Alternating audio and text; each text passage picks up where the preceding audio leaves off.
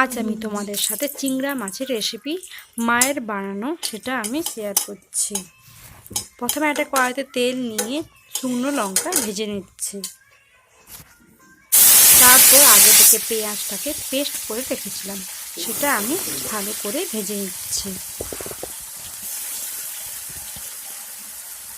পেঁয়াজটাকে আমি বাদামি কালার করে আমি ভেজে নেব।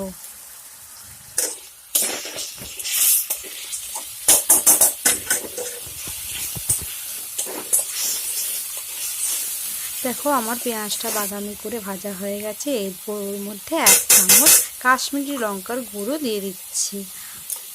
এরপর ওর মধ্যে আদা আর রসুন পেস্ট করে রেখেছিলাম, সেটা 1 চামচ দিয়ে দিলাম। এরপর আদা রসুন আর পেঁয়াজটাকে ভালো করে আমি কষে নিচ্ছি। এরপর ওর মধ্যে 1 চামচ গরম মশলার গুঁড়ো দিয়ে দিচ্ছি।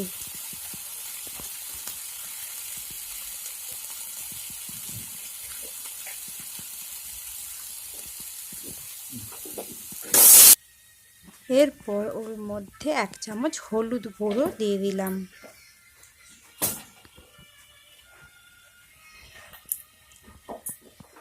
মশলাটাকে আমি ভালো করে কষে নিচ্ছি।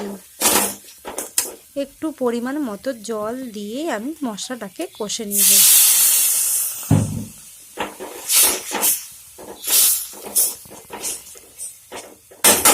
ওর মধ্যে আমি 1 চামচ মিট মশলা দিয়ে দিচ্ছি।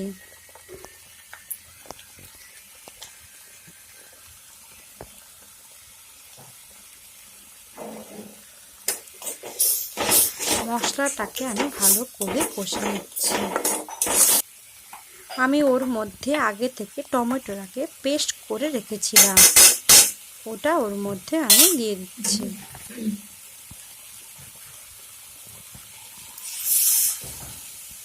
গোটা টমেটো দিয়ে দেওয়ার পর ভালো করে মশলাটাকে আমি তৈরি করে নিচ্ছি। এইভাবে আমি গ্রেভিটা বানিয়ে নিলাম। প্রায় আমার সব মশলাগুলোই দিয়ে দেওয়া হয়েছে। এবার পরিমাণ মতো আমি নুন দিয়ে দিলাম। এবার একটু জল দিয়ে আমি মশলাটাকে ভালো করে কষে নিচ্ছি।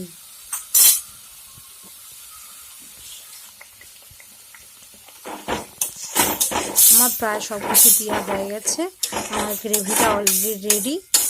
এরপর আমি ওর মধ্যে আগে থেকে চিংড়াগুলোকে আমি নুন আর হলুদ দিয়ে মাখিয়ে রেখেছিলাম, সেগুলো এই গ্রেভির মধ্যে দিয়ে দিচ্ছি।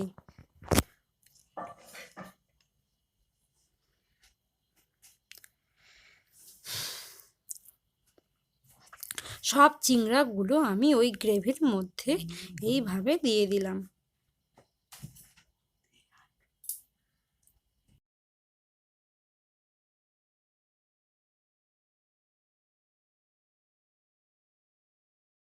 সব চিংড়াগুলো আমার দিয়ে দেওয়া হয়ে গেছে। এরপর এই রেসিপিটাকে আমি 8 থেকে 10 মিনিট পর্যন্ত আমি চাপা দিয়ে রাখবো।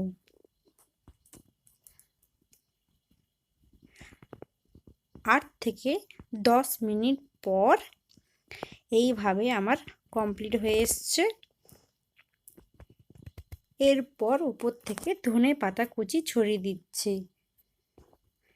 তোমাদের এই রেসিপিটা কেমন লাগলো অবশ্যই কমেন্ট করে জানাবে। ভালো লাগলে শেয়ার করবে, লাইক করবে। আজ এই পর্যন্ত, টাটা।